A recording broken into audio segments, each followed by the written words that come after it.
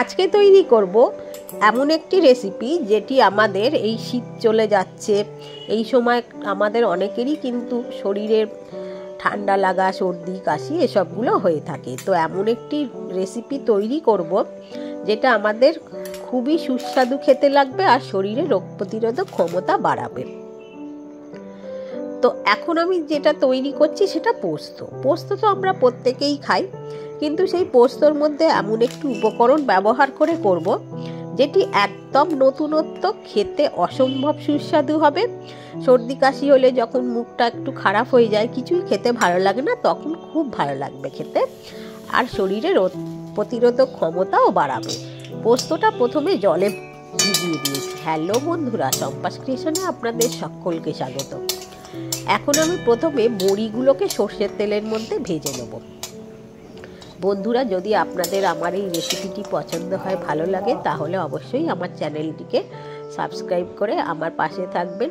YouTube থেকে দেখলে subscribe করে দেবেন, আর ফেসবুক থেকে দেখলে পেজটিকে ফলো করে পাশে থাকবেন, আর বেল আইকনটা প্রেস করে দিলে আমার আপলোড করা সমস্ত ভিডিওর নোটিফিকেশান আপনারা পেয়ে যাবেন। একটা লাইক আর কমেন্ট করে দিলে খুব ভালো লাগবে।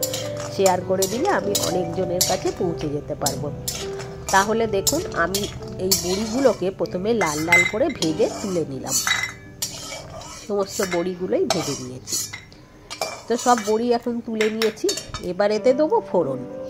ফোড়নে আমি ব্যবহার করেছি 5 ফোড়ন। 5 ফোড়নটা একটু হয়ে গেলে আলুগুলো দিয়ে দিচ্ছি। আলুগুলো একটু খুব ভালো করে ভেজে নেবো। আলুগুলো আমি একটু মিডিয়াম সাইজ করে ভেজে, যার যেরকম ইচ্ছা সে সেরকম কাটবে। তো এখন আমি আলুগুলো খুব ভালো করে একটু ভেজে নেবো। পোস্তর আলু একটু ভালো করে ভাজতে খুব ভালো খেতে লাগে।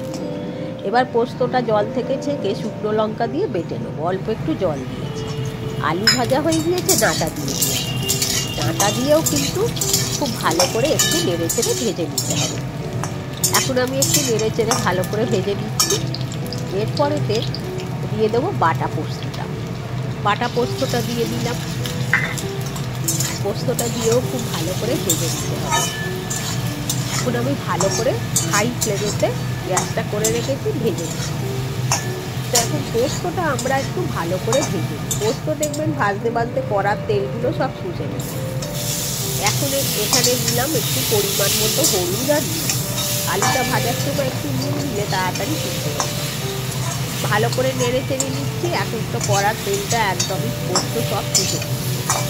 এবার এতে আরেকটু তেল দিতে হবে। আর একটু সর্ষের তেল দিয়ে দিলাম, দিয়ে একটু আবার নেড়ে চেড়ে দিলাম। এখন ভালো করে একটু ভেজে দিয়ে এর মধ্যে জল দেবো, এটা সিদ্ধ করার আলু। তো এখন খুব ভালো করে ভাজা হয়ে গিয়েছে, কড়া থেকে পোস্ত ছেড়ে ছেড়ে আসছে। তো এবারে এতে মিক্সিং জারটা দিয়ে একটু জল দিয়ে দেবো। এখন জলটা দিয়ে দিলাম। এবার জলটা দিয়ে দেবার পরে এটাকে একটু নেড়ে চেড়ে গ্যাসটা আস্তে করে দিয়ে এটা একটু সিদ্ধ করার জন্য ঢাকা দিয়ে দেবো। তাহলে আলু তাড়াতাড়ি সিদ্ধ হয়ে যাবে। আর আলুর মধ্যে দিয়ে দেবো কিছু ভাজা বড়ি, আর কিছুটা রেখে দিয়েছি। ভাজা বড়িগুলো এর মধ্যে দিয়ে দিলে সিদ্ধ হলে পরে বড়ির স্বাদটা পাওয়া যাবে খুব সুন্দর। এখন যে লবঙ্গটা রেখেছিলাম সেই লবঙ্গটাকে থেতো করে দিচ্ছি, মানে গুঁড়ো করে দিচ্ছি। তো লবঙ্গটাকে আপনারা মিক্সিং জারেতেও গুঁড়ো করতে পারেন, একদম মিহি হয়ে যাবে তাহলে। কিন্তু সেক্ষেত্রে কি বেশি পরিমাণে লবঙ্গ লাগবে। আমি এখানে কম দিয়েছি, আমার যতটা লাগবে। তো এতটাও লাগবে না, আমি এটা একটু গুঁড়ো করে রাখছি, মানে আবার পরে দরকার লাগবে বলে। আমি প্রত্যেক দিন চায়েতে লবঙ্গ গুঁড়ো করে দিয়ে খাই। তো লবঙ্গটাকে আমি ভালো করে গুঁড়ো করে নিচ্ছি। এই লবঙ্গটা কিন্তু খুবই এই সর্দি কাশির সংক্রমণ থেকে দূর করার জন্য খুবই উপকারী। লবঙ্গ দিয়ে পোস্ত তৈরি করে খেয়ে দেখবেন, একেবারে অনবদ্য অসাধারণ একটা স্বাদ পাবেন। যখন সর্দি কাশিতে মুখের স্বাদ চলে যায় তখন সব থেকে ভালো লাগবে। এবার গুঁড়ো লবঙ্গটা এতে দিয়ে দেবো। একটু কচা কচা আছে। লবঙ্গ কিন্তু ভীষণ ঝাল হয়ে যায়, আর একটা খুব সুন্দর গন্ধ আছে।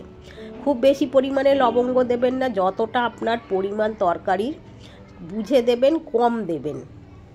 বেশি হয়ে গেলে খুব ঝাল হয়ে যাবে। যদি ঝাল খেতে পছন্দ করেন তাহলে বেশি দিতে পারেন, আর খুব সুন্দর গন্ধ থাকবে।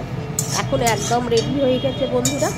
এটা তো এখন এটার মধ্যে আর কিছু প্রায় দেবার নেই, শুধু একটু ধনে পাতা কুচি দিয়ে দেবো, আর এটা এখন আমি নামিয়ে দিলাম। একবার এই লবঙ্গ দিয়ে পোস্ত তৈরি করে খেয়ে দেখবেন, কি অসাধারণ অনবদ্য স্বাদ। ভাজা বড়িগুলো দিয়ে দেবো ওপর থেকে, মুখে পড়লে খেতে ভালো লাগবে। আর লবঙ্গ দিয়ে শুধু ভালো লাগবে এমন নয়, শরীরে রোগ প্রতিরোধক বাড়ানোর জন্যে এই লবঙ্গ দিয়ে পোস্ত তৈরি করে খেয়ে দেখবেন, খুব ভালোও লাগবে আর শরীরে উপকারও পাবেন। আজকের মতো ধন্যবাদ সকলকে। আজকে